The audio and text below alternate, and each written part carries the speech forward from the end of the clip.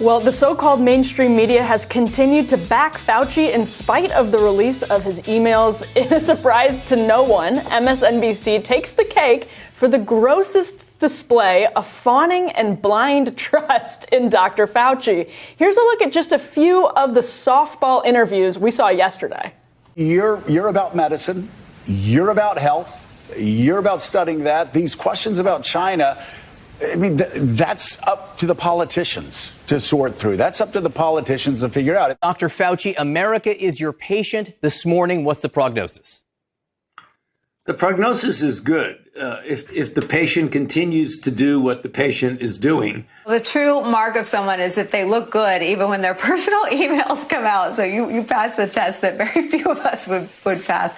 Dr. Anthony Fauci, thank you for spending some time with us today talking about all of it. We're always grateful to get some of your time. Okay, Ryan. Now, this is Nicole Wallace. As the emails were coming out, I think that was the first media interview that he actually did while people were sort of sorting through those emails. She says that he looked good, which I think is not what reflective at all of public opinion of how Dr. Anthony Fauci looked. We saw, some of these shows. I guess what they do a lot of times is sort of pretend they lob a couple of difficult questions and then it gives them cover to say that they did a real interview. But it's not. It doesn't have the gravitas and the seriousness that it probably should have. What did you think of the interviews that Fauci did yesterday and the way he was treated by some of those journalists who had the privilege to speak with him?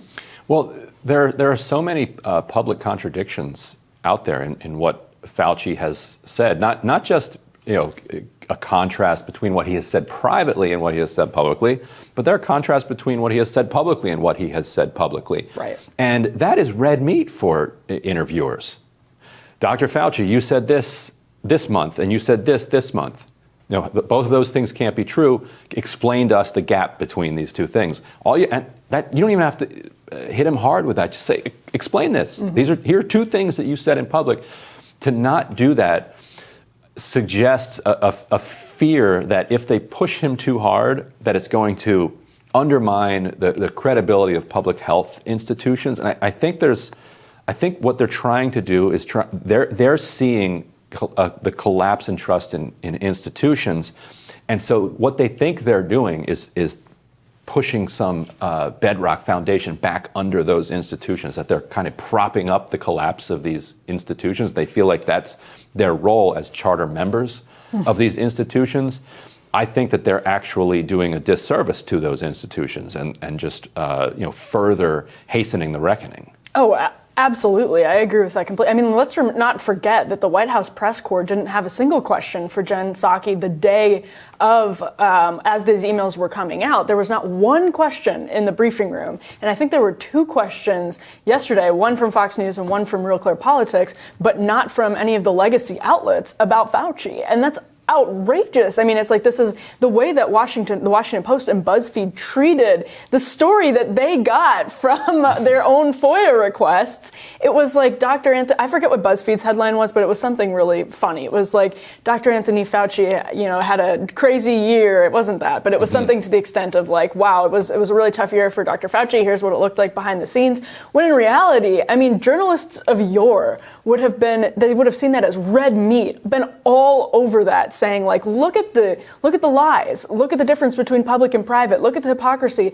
What is going on with this conspiracy theory lab leak email? What was that conversation about? Let's get to the bottom of that. And instead, we got these sort of interviews where Nicole Wallace is giggling with him and saying that he looks good. We got John Berman just looking dead straight into the camera and saying, America is your patient, Dr. Fauci. What is the prognosis?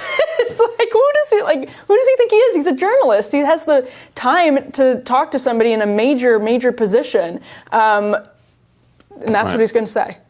I think there's a cost-benefit analysis that journalists are doing that say, okay, what is the benefit to me at this point of pressing this issue of the contradiction here where Fauci's saying he's not sure.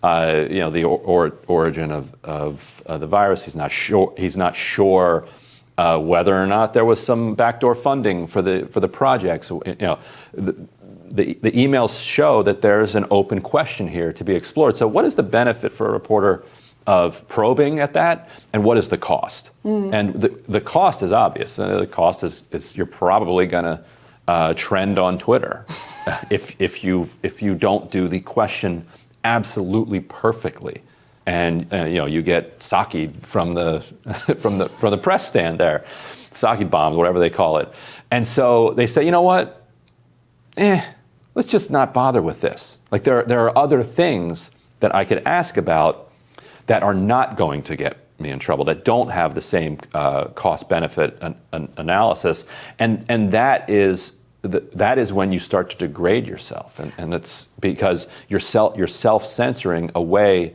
from a topic just to avoid the opprobrium of the public. I think that is such an important point. And speaking of Twitter, The View's Meghan McCain tweeted, "Can someone who isn't simply going to slobber all over Dr. Fauci interview him? There are some legitimate questions he needs to be asked after this email dump that Americans have the right to know the answer to." And to your point, Ryan, about the sort of threat of trending on Twitter, if journalists dare ask Anthony Fauci a question that is perceived as too hostile by their peers in the press, you end up trending on Twitter, you generate these headlines.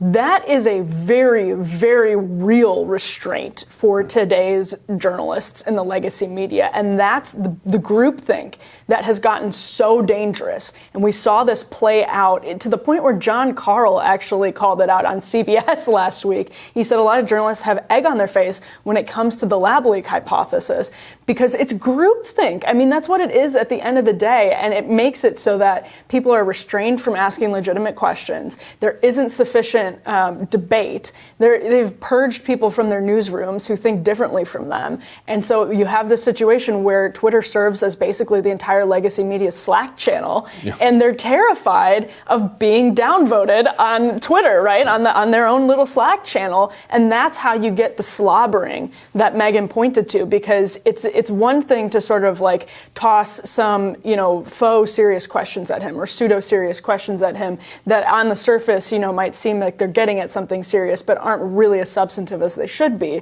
It's one thing to do that. It's a totally different thing to sort of also layer it in Nicole Wallace's giggling and John Berman's, you're America's doctor, America is your patient, et cetera, et cetera. And I think that combined, it's just such a telling statement on where the legacy media is in this country. Right, and if Meghan McCain can effectively land a punch on you while literally not being able to spell Dr. Fauci, like, she misspelled it in her tweet dunking on the media. It does sound like Fauci. Right, it does sound like Fauci, and I'm thinking of her. She's looking at her phone. She sees that red squiggly line.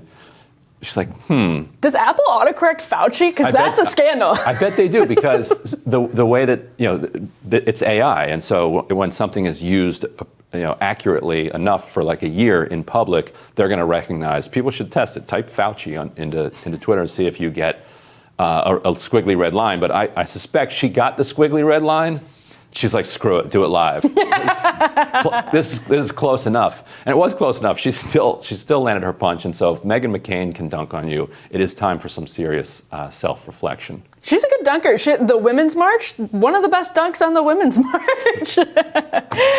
But this is, I think, a really important thing to study if you're a critic of the contemporary media, because the depths of their depravity right now are stark. And maybe it changes the calculus a little bit, though. And so maybe next time, I'm an eternal optimist, maybe next time the cost-benefit calculation now includes the cost of the silence, the cost of going along with the crowd, and the benefit could possibly be that you can break out and you can be the one that broke this story and